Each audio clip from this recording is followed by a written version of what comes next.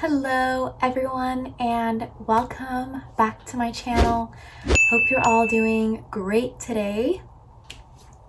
For today's video, I will be sharing with you guys everything that you need to know, and most importantly, I will be sharing with you guys the questions and the types of questions that I had, and I will also be giving you guys an example of the types of questions regarding the Hesi entrance exam to the nursing program. So I highly recommend you bring out a notebook, you bring out a pen, and you start taking notes. So if you are taking notes, which I highly recommend, I am going to be straight to the point. I am just going to tell you which section and what type of questions and if there is an example. So this is the book that you will be needing in order to study. I got this book from Barnes & Noble, which later I found out that there was a PDF file online. So if you just go on Google and put this title in with edition 4 and then put PDF, it should show up just in case you can't buy it. But I highly recommend you get this book. Without it, I probably would have not done so well, you know? So I highly recommend you get this book. It was $44 before tax. Probably came out to like $50 around there. But this is the book that you will need. Also, if you do get the book, I will write down the page numbers down in the description below for each subject, what pages I highly recommend you study and that were on the exam. So I will put down the page number down in the description below for each section. This exam was split up into 4 sections, and it had 4 different subjects, which were math, grammar, reading, and vocab. Each section had 55 questions, so the whole exam was a total of 220 questions, and you get a maximum amount of 4 hours. So you have 4 hours to complete the exam. It's 220 total questions, and it's 55 questions per section. This, I'm telling you guys, based off of my exam and how I took it. So let's start off with math. So like I said, I did write this down just so that I don't forget. So I will be reading it off my notebook. I have it all right here. So for math, there were a lot of conversions. Before I begin to mention math, it wasn't multiple choice. Not all of it was multiple choice. So it is 55 questions, but I would say about 20 questions were not multiple choice. You had to fill them in. And there were a lot of round to the nearest 10th, round to the nearest 100th. So I highly recommend you are familiar with rounding, because for every single math question, that is what was needed for you to round. So make sure you are familiar with rounding. But I'm going to start off with conversions. There were a lot of conversions. I honestly think half of my questions for the math portion were conversions. So I know conversions, there's a conversions chart in the math section right here. So I highly recommend you learn that before you take the exam. The kind of conversion questions that I had were converting gallons to ounces, ounces to gallons, ounces to cups, or cups to ounces. There were converting pints to liters, milliliters to liters. There were just a lot. This might sound crazy right now and overwhelming, but I promise if you get the book and look at it and you are taking notes, then it's not going to be so stressful. So just trust me, write these down, and it will definitely help you when you are reviewing all of this. And like I said, I am going to be leaving down the questions and the page numbers to the sections down in the description below. So the first one was conversions. The second one was problem solving. There were a couple problem solvings. there were a lot of ratio to proportions. There was a couple, maybe like 1 to 3 questions of military time, which is also in the book. So really get familiar with military time. There were a couple of tricky questions regarding military time.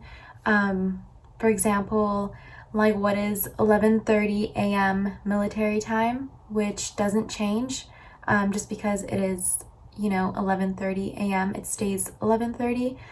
So they kind of trick you, and those questions don't have multiple choice. You have to fill it in.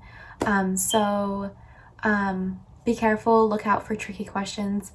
And then I would say 40 questions consisted of mixed number fractions and decimals.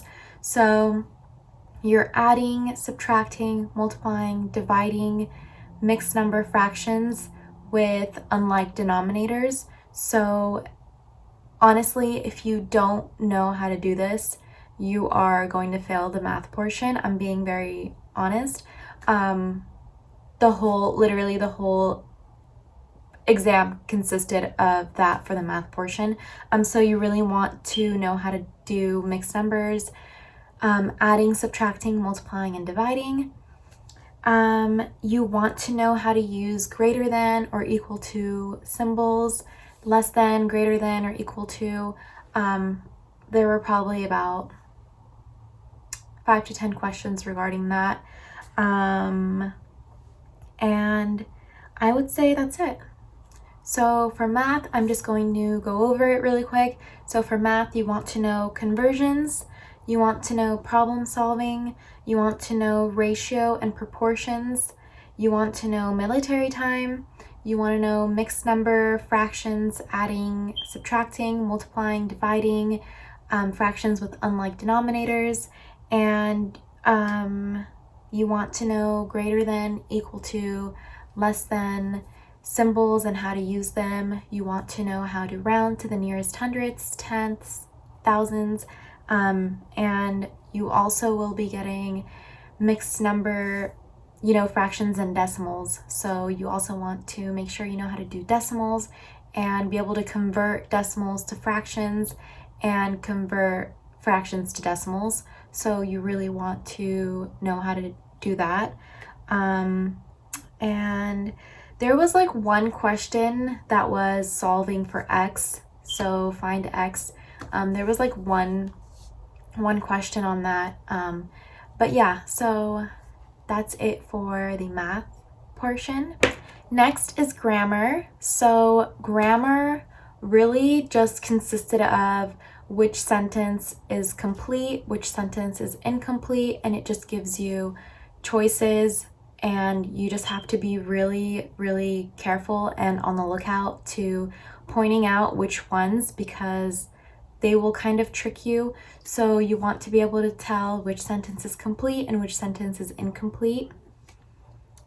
You also want to know which sentence is written grammatically correct and which sentence is written incorrect, grammatically incorrect. So those 2 types of questions, or 4 types of questions, honestly are the whole entire portion for grammar, and you just really want to be on the lookout for little things they'll try to, trick you on. You want to know the difference between certain words, like the difference between then and than, or, when you're comparing, or like more than or more than. They'll try to slip things in there like that. So you really just want to be on the lookout for that. Another thing, you want to know how to use apostrophes. So contractions, you also want to know, so like it's, it is. So they'll have a question, for example, like which is it is, or which contraction is it is, and it'll have choices like it's with S apostrophe or it's with apostrophe S. They'll even have like silly ones like I apostrophe TS. So you'll get easy ones like that, but just make sure you know you don't want to get the easy ones wrong, you know what I mean? But yeah, these are all in here, so just as long as you study, you should be fine. Another thing that I got a lot were knowing independent and dependent clauses, which is also in the book, but I got about 5 to 10 questions regarding that. So yeah, that is it for the grammar portion. So I'm just going to go over that really quick just in case you missed anything. Grammar portions, mainly which sentence is complete, which sentence is incomplete. It is which sentence is written grammatically correct, which sentence is written grammatically incorrect. You will get, contractions, apostrophes, knowing the difference between then and than, more than, and knowing independent and dependent clause. And that is it for the grammar section. Next, we have the vocab section, the vocabulary section. And honestly, for this section, you really need your book just because they will use the vocab words that are in this book. So what I did was I made some flashcards and I highlighted words that I didn't know a certain color and all the words that I knew in a different color. But it's like 3 pages of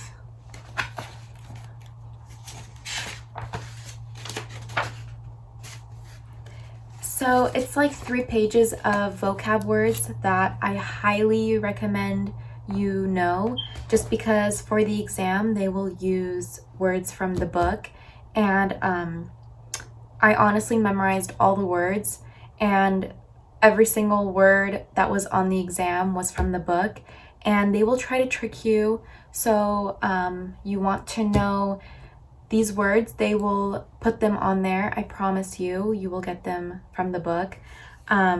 They will ask you, what's the opposite of this word? So with every word that you know, you want to know the antonym or the synonym. So you want to be familiar with antonyms and synonyms as well. So maybe on your flashcard, write down the definition of the word, and then right under it, write down like a couple synonyms and a couple antonyms of that word, and that will definitely help you. That's pretty much it for vocab, to be honest. It's really just from the book. You will get something like what do you call someone that is, harsh and aggressive, and you will have word options from the book.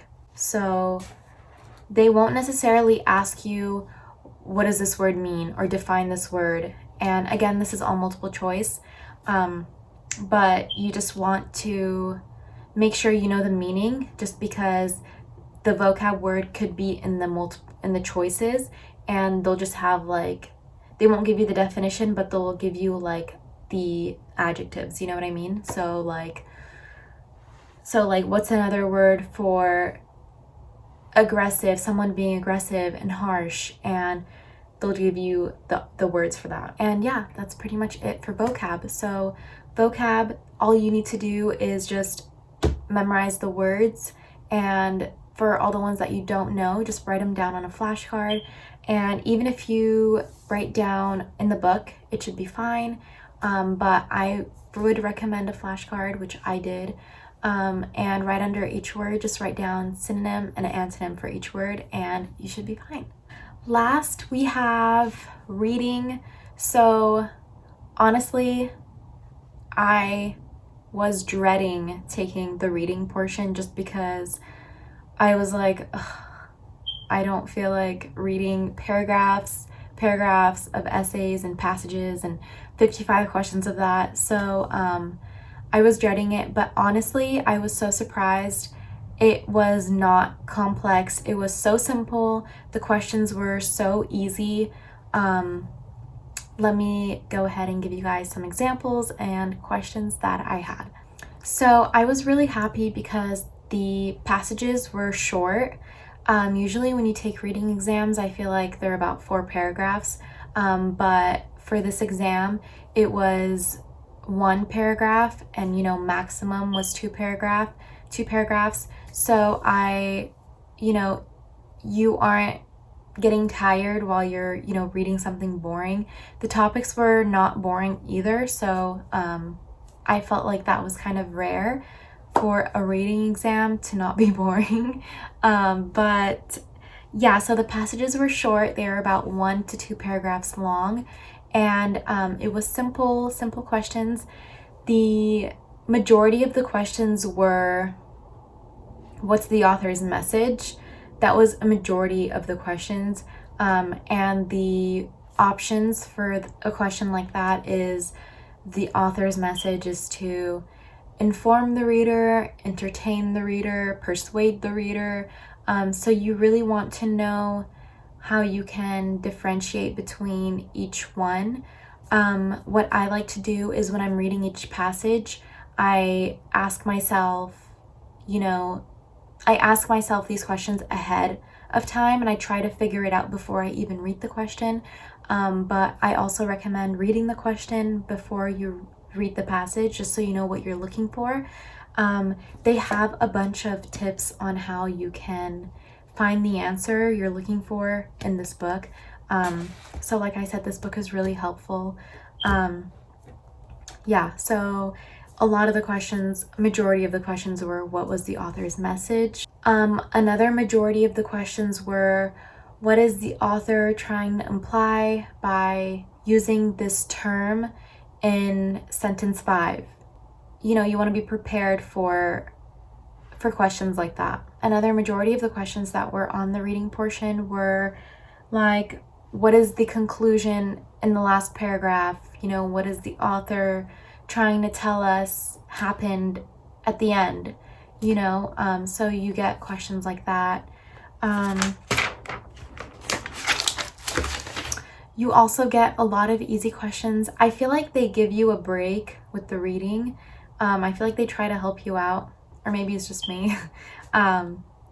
But you get questions, you get some really easy questions that have the answers in the passage, which is so helpful. Like, those questions make me so happy. For example, I had a question that was talking about the San Francisco Bridge and the river that travels under it. So in the passage it said, the San Francisco Bridge has a river that travels below it, and the river's name is the main river, and it'll just go on. And then the question will be like, what is the river called in the passage of which travels beneath the river, or beneath the bridge? So you get easy questions like that. You really want to be cautious. You cannot miss these kinds of questions because they're like right there. I got another question that was like, where is, it was talking about a writer and where he grew up, in which city, in which country he grew up. And a question was like, where did this writer grow up? What country, what city? And you can just go back in the passage and see it right there. So you get a lot of easy ones like that in the reading. One thing that you get a lot, or that I got a lot of fact versus opinion. So an example, you get questions like, do you think, or it'll say like, this sentence in paragraph 1, sentence 4, is this an opinion or a fact? So be able to differentiate between fact versus opinion. Again, it's all in here, in the reading section. And I got like one question which was knowing the genre. So I got a question like, is this passage, what kind of genre is this passage? And the choices were like fiction, nonfiction, fairy tale, and like horror, and yeah, so just questions like that. So yeah, so that is it for the questions. So I went over math, I went over grammar, I went over vocab, and I went over reading. Again, just to clarify, math was the only one that had some questions that were not multiple choice, and everything else was multiple choice. Every section consists of 55 questions, which gives it a total of 220 questions, and you get 4 hours to complete the whole exam. This exam is on the computer. I just want to make sure I don't miss anything. I hope this is really helpful for you. Honestly, when my counselor told me that I need to take this exam, she didn't really tell me like what kind of questions, how it is, or like what, how it goes. I was just, YouTubing, Googling, I was like freaking out. And it was hard to find a good one. So I was just finding videos that were just, giving you tips and how to study and, like how they passed or, but I never found a video that was like questions. And it would have been so helpful for me to find a video that had questions. So I'm so happy to be able to share this with you just because these are literally every single type of question that I had on my exam, and I passed my exam. So I hope you took notes, and I hope you passed the exam. I hope, you study hard.